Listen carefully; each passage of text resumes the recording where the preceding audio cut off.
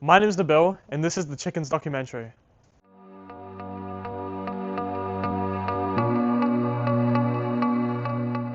The Chickens is one of the oldest teams in the NBBA, well, a part of it. We were established in Season 5 in the Solar League, and moved our ways up to Div 1, before then joining the Trio League.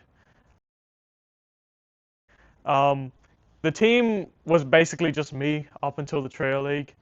I was the one who founded the team, and gave the Chickens the reputation that they have to this day. In the Trio League, we finally did get some members. We got Hunter, Rylan, Cooper, and I think Seth up until one point. And from there, we became a really dominant team. I mean, before the Trio League itself, we weren't really a very good team at all. We were just a minor team in the Solar League. We climbed our ways up to Div 1 just through like sheer grit and determination. So yeah. When do you think you first started playing basketball? Back in primary school, I played basketball, like at recess and lunch, and then also played for the school's club for like a couple of years. Everyone remembers Josh Parker's mum. She wasn't very good, but she created that passion for basketball, and yeah, it all went from there really. Let's talk about the Bush incident now. What happened?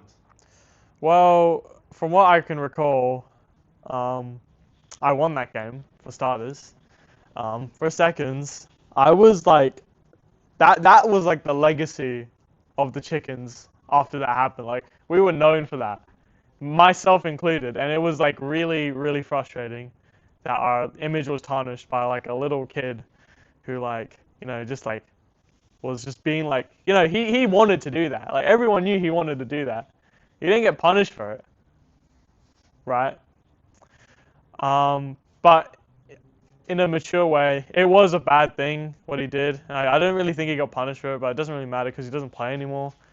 You gotta put the past behind. I still have a scar left over from that, but from what I can recall from the incident, I remember I was driving for a layup, I believe. I mean, I'm sure that editing can like play this clip back. I was driving in.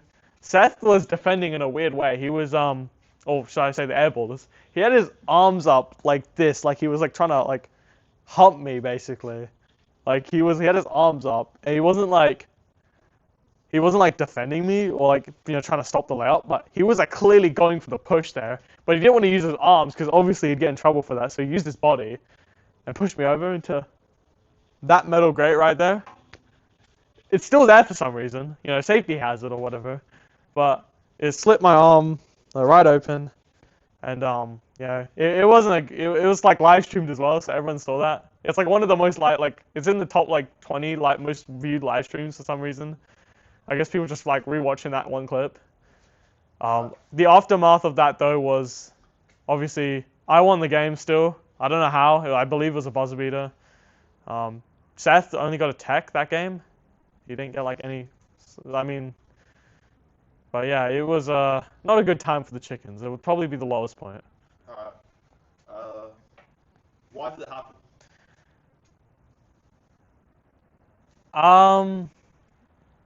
Well, for starters, me and Seth did not have the perfect relation. Well, we weren't really friends. We were very good friends back in primary school. For starters, he obviously left school in like year 6 to go like some private school, whatever, and no biggie. He always had this like belief that like I absolutely hated him and I didn't want him to be friends with Brody, but that's not really that true. I didn't hate him at all.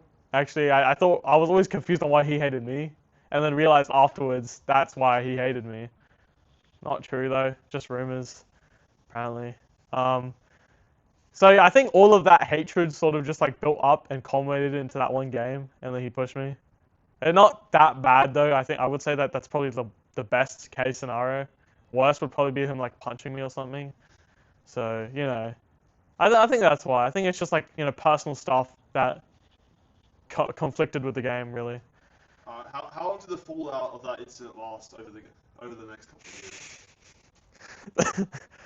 Well, for starters, I immediately began to question the actions of NBBA, specifically the CEO, Brody, on what actions he took after that game. With the Bush incident, I was actually at the game and I made the decision on to not suspend Seth. It was mainly because, as you can see in the replay, uh, it was a foul, but it wasn't a tech. It probably almost wasn't a tech. But just because he got pushed into like a dangerous area, it was a tech. I mean, it was clearly obvious that he pushed me, and there's no denying that. It's on video. Let's replay it back over and over again in the top corner or whatever. He pushed me. He didn't get any sort of suspension or anything. He just got tech. That's it. And I never really forgot that. I always had this assumption, even when I was playing, that the NBBA sort of like it was like an Argentina like World Cup situation where like I was like always like the NBBA was always against me. So I sort of like didn't really try that much and never really took it seriously because I always thought that NBBA was always going to be against me anyways.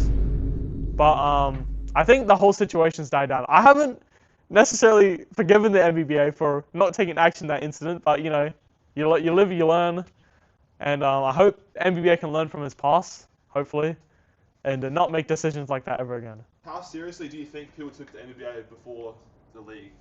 It was more casual at that point. There was really nothing that we actually had set up back in season 5. We used this really old app, this tournament app, to do everything. I don't know what it was called, but that was literally the backbone of the NBBA. We had like a basic camera set up. Didn't have anything else though. We didn't really have much events going on other than finals.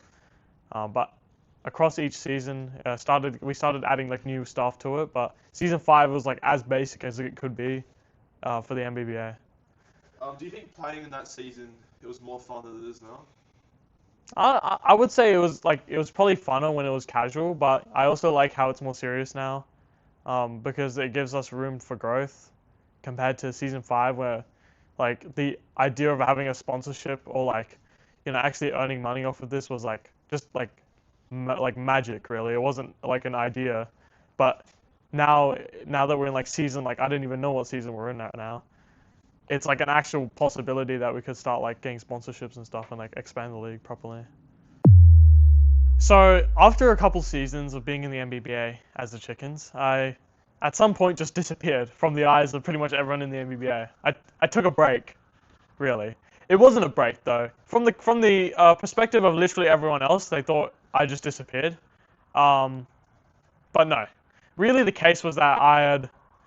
Well, for starters, the day before I disappeared for like 2 years, I went to a cricket game with Brody and Hayden. I believe it was the West Indies Test match, and I put on sun cream. Now, the issue there with sun cream is that I'm actually very allergic to sunscreen, and I didn't realize it at that point that I was allergic. I put the sunscreen on my face and realized the next day that I was allergic when my face basically swelled up. My whole body was swollen. I was like in a lot of pain. I couldn't breathe and all that.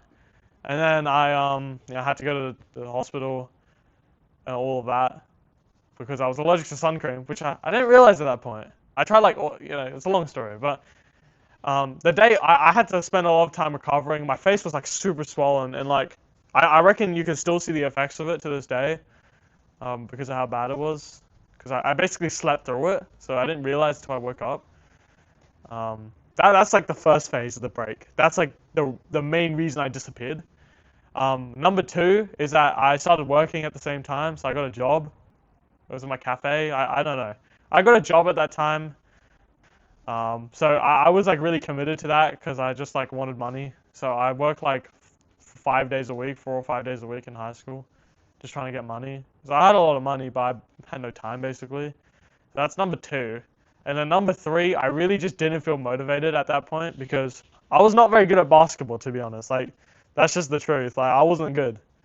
And I probably won't be very good because I'm not really committed to basketball in general. I enjoy the NBBA because there's a lot more. NBBA is a lot more than just basketball. There's other stuff we do too. But basketball, me playing in general, I'm not too good at. So it tends to like give me a lot of doubt. So I try not to play. But obviously, I'm happy to play now. I've overcome that sort of, I don't know, anxiety or whatever you can call it. And yeah, that was like the 3 main reasons I disappeared for like 2 years. Throughout those 2 years, I was just working, Just I guess just going out and like living. I completely forgot about the NBBA until one day. I literally just like messaged Brody and I'm like, oh yeah, can I come back? And then I came back. That's how it went. I just started coming over and then it just returned back to how it was 2 years ago basically. But extra person, extra mind that we were able to develop the NBBA even further after I came back. Do you think that anyone thought that the Chickens would come back and play? I don't think so. I didn't think the Chickens would come back to playing after the break. They played a game in season 8, and then they disappeared from 2024 to 2026 in the NBBA. Didn't play a single game during that period. Yeah, I don't think anyone expected them coming back. I disappeared as quickly as I appeared. I like literally just like stopped talking because I had a lot of stuff going on all at the same time. I just didn't have like the time really to get back into the NBBA. But then after a while, I realized, like I'm working for the rest of my life anyway, so I may as well just spend the time I've got now doing what I like. So I started working like 2 days a week now. So I have like literally every day free. My high school schedule's free, so I have like so much time to do this stuff. So yeah, I don't think anyone would have thought I would have came back, but I did. So when the Chickens first became a team, I think I did sort of briefly cover this before, but the reason I picked the name Chickens was because everyone had names, animal names. I had chickens. I picked the Chickens. However, the logo, on the other hand, is an interesting one.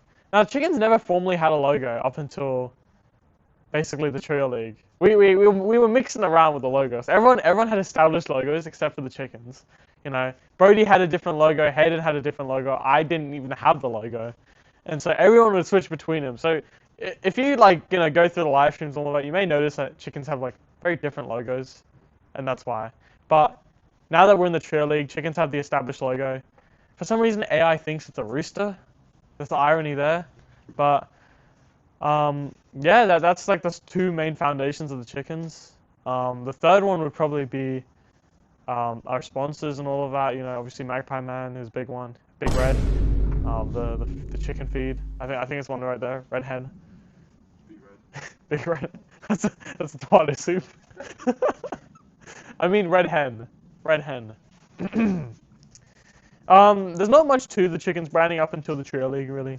From the Trio League, then we started to develop, proper strategies. We switched between multiple different logos. We're just experimenting with branding, but we finally, got proper logo, got everything set up, and now we're like fully established in terms of all the other side. Aside from basketball, we're fully established. But it took a while, for sure.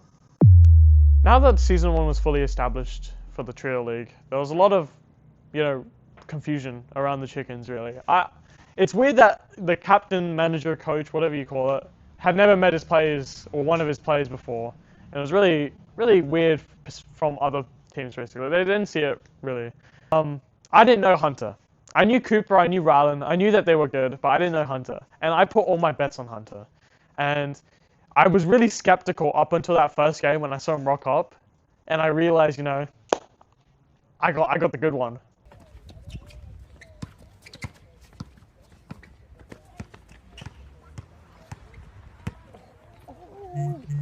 Let's go! Yes, my investment. I really did score, and all my gamble basically paid off with him, because he won that game, that first game, against I believe it was the Foxes, yeah.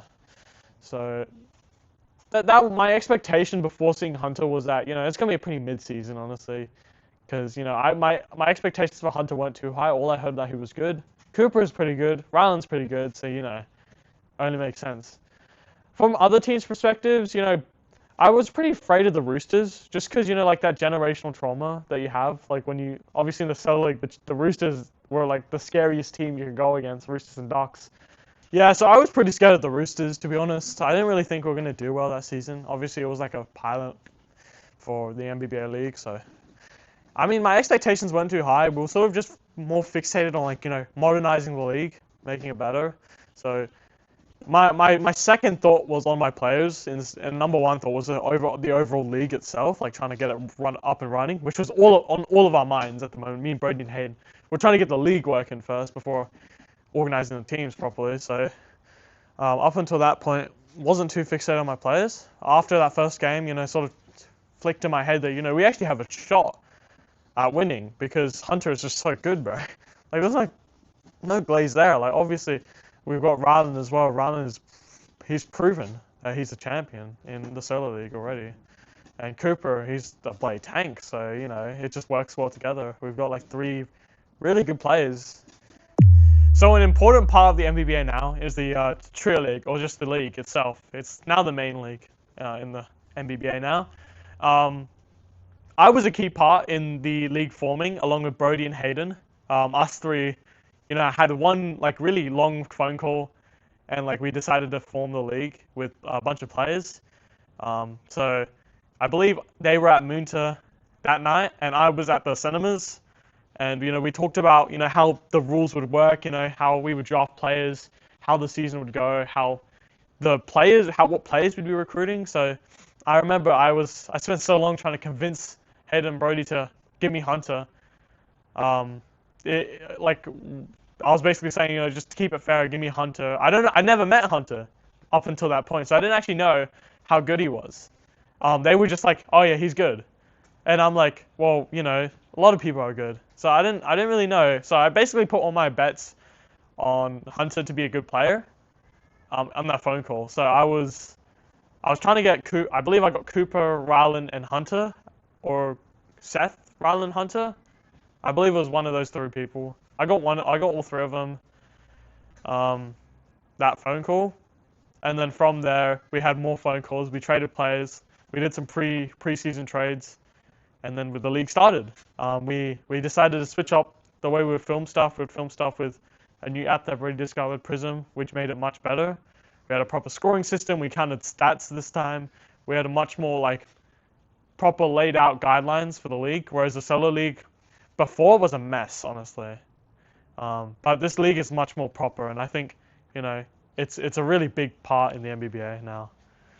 After that really long phone call with Brody and Hayden establishing the captain roles, I think it was going to work.